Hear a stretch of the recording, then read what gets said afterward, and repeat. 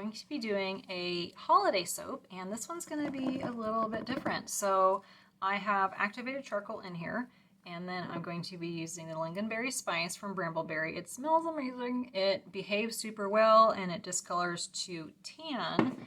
And I think I used it several years ago. I think it's more of a lighter brown. I don't think it's a tan. I think it's darker than that.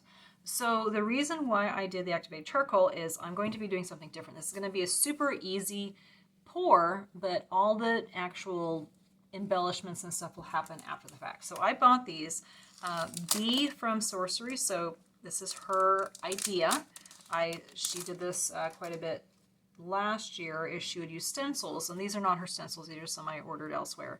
But she would use stencils, and then she would put soap dough over them, and you have that design that way. So I'm going to try it.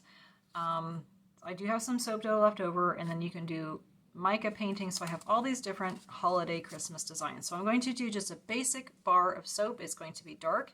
And then because I don't have any really fragrance oils Christmassy or holidays wise that don't discolor, or the ones that have that spice smell, I don't have any that don't discolor. I mean, yeah, I've got a peppermint, I've got some fruity ones, but I don't want to use those for this particular design.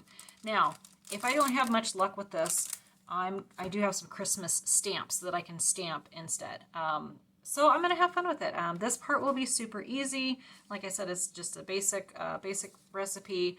This fragrance is great if you want to do some swirls, but I didn't want to use the tan. And anyway, so I'm going to have fun with it and probably have 20 bars that are all different once I have the actual design on. So make this, and then we'll come back when I cut them, and then we can start designing them.